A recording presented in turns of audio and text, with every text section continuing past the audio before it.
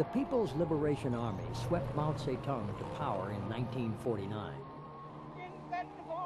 Standing on the platform of Tiananmen Square, he declared the founding of the People's Republic of China.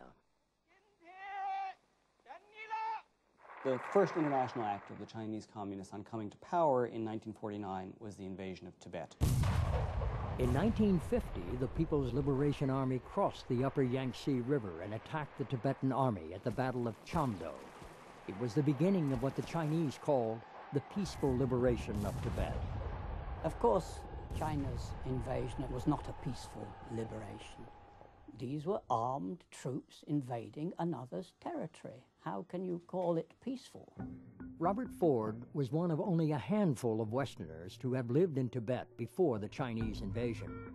He was working as a radio operator for the Tibetan government in the city of Chamdo when the Chinese army took control.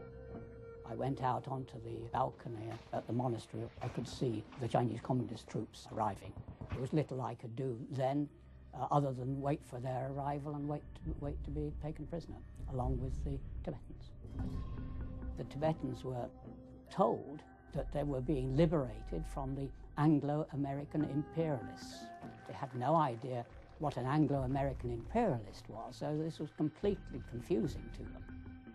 The Tibetans did not have a political term for liberation, so they had to describe it. They were being set free, and they all found this rather amusing, in fact. They wondered what they were being freed from, and then when it was said that from these Anglo-Americans, they would look at me and smile and say, well, you're the one, they would shout out, you're the cause of our problems, but you've never been any problem to us.